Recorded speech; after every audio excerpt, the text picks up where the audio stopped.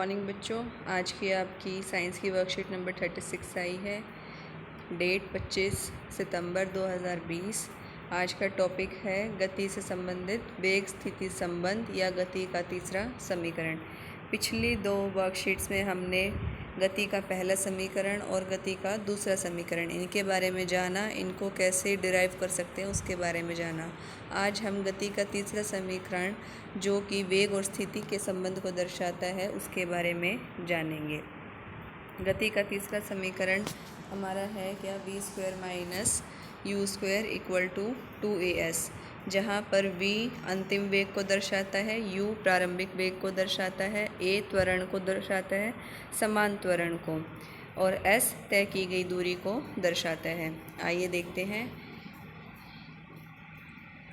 हम जानते हैं कि जब कोई वस्तु सीधी रेखा में एक समान त्वरण से चलती है तो एक निश्चित समय अंतराल में वह एक निश्चित दूरी तय करती है।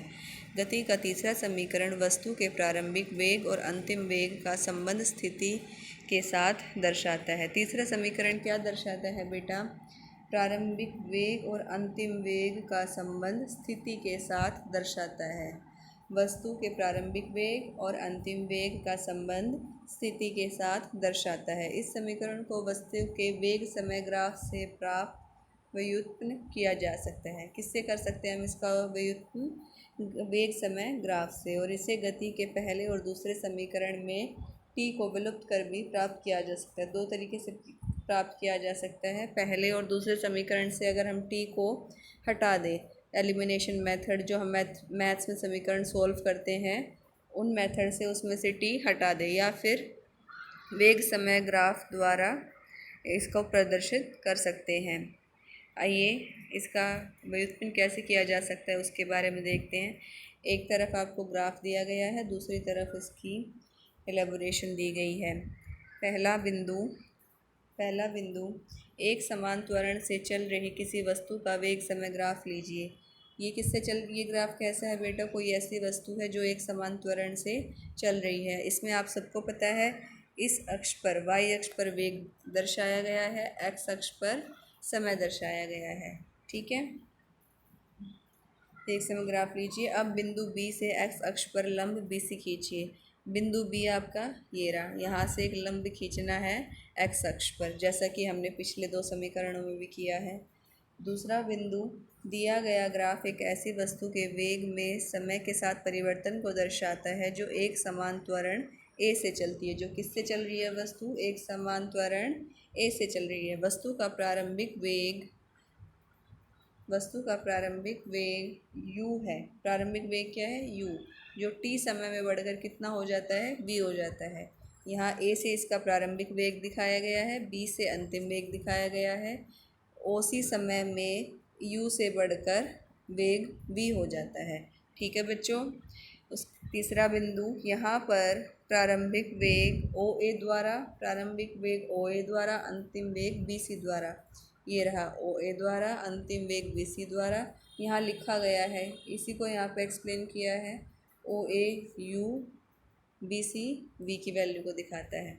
ठीक है, द्वारा प्रदर्शित किया गया है। चौथा बिंदु, हम जानते हैं कि वस्तु के द्वारा तय की गई दूरी वेग समय ग्राफ में निश्चित समय में AB के नीचे घिरे क्षेत्र OA BC के क्षेत्रफल के बराबर है।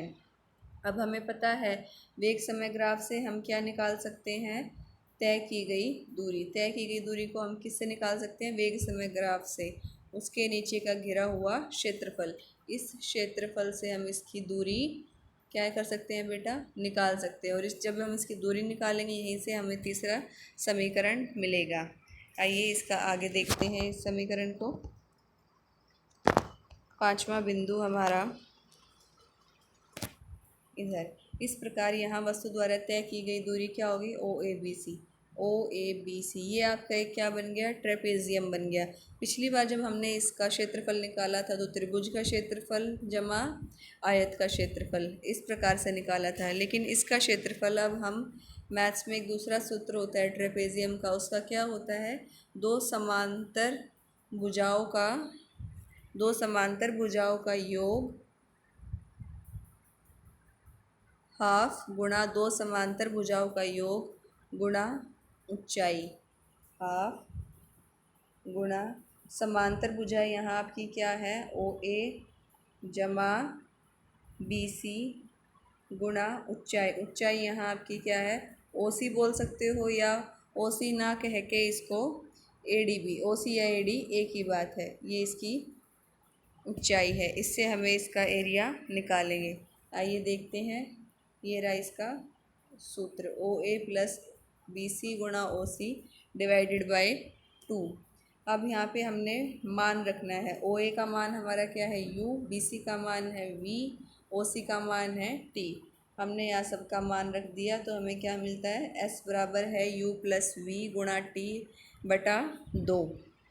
गति के पहले समीकरण गति के पहले समीकरण से हमें t की वैल्यू पता लगती है बेटा, निकाल सकते हैं हम ये v, इधर से t निकाल सकते हैं। t क्या हो जाएगा, v minus u equal to a T.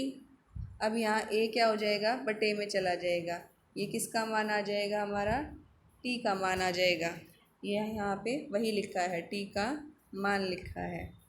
यहाँ से t का मान पता लगा। अब इस t के मान को इस पहले समीकरण में रख दीजिए, तब हमें क्या मिलता है, s बराबर है u प्लस वी गुणा v minus you upon 2a।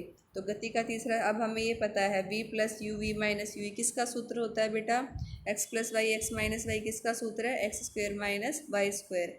इसी प्रकार ये क्या हो जाएगा, v square minus u square का सूत्र बन गया, और ये 2as के साथ यहाँ जाके गुणा हो जाएगा, जिससे हमें हमारा तीसरा समीकरण मिलता है 2as बराबर है v square minus u square.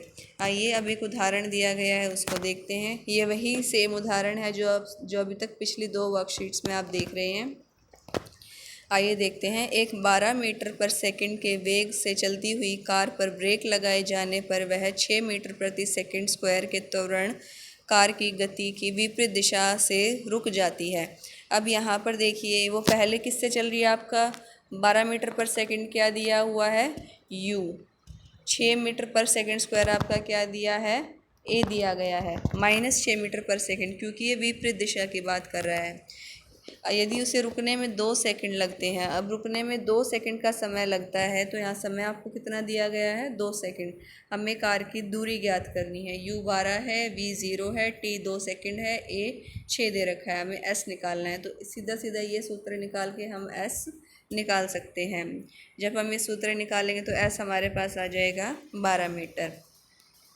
आइए अब कुछ प्रश्नों के उत्तर हैं वो करने की कोशिश करते हैं। प्रश्न नंबर पहला, गति का पहला और तीसरा समीकरण लिखिए। आप लिख सकते हैं बड़ी आसानी से। पहला क्या है, पहला समीकरण क्या है, हमें यहाँ दिया भी है v बराबर है u प्लस ए टी। तीसरा समीकरण है 2as बराबर है v square minus u square. प्रश्न नंबर 2, गति के तीसरे समीकरण को वेग समय ग्राफ से व्युत्पन्न कीजिए। अब अभी हमने देखा, पिछली वर्कशीट्स में भी हम ये निकाल रहे थे, तो कैसे निकाल रहे थे इसकी डिटेल, और साथ में ये थ्योरेटिकली ये भी करके आपको दिखाना पड़ेगा।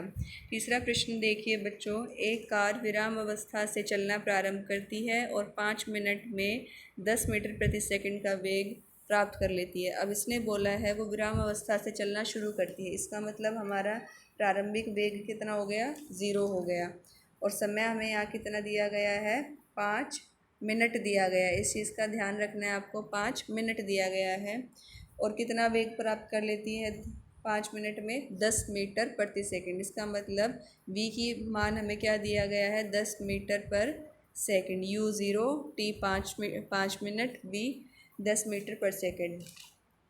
अब हमने इसमें निकालना क्या है, यदि त्वरण एक समान है तो त्वरण निकालिए। दूसरा क्या निकालेंगे, कार द्वारा तय की गई दूरी। अब गति के पहले समीकरण से आप क्या निकाल सकते हैं, यहाँ से a निकाल सकते हैं त्वरण। अब क्योंकि u 0 है, v आपका 10 मीटर प्रति सेकंड है, t 5 मिनट है, तो इस सूत्र से आपकी त्वरण निकल जाएगी, और कार द्वारा तय की गई दूरी आपकी गति के तीसरे समीकरण से, यानी इस वाले समीकरण से निकल जाएगी। उम्मीद है आपको आज की वर्कशीट समझ आई होगी। धन्यवाद।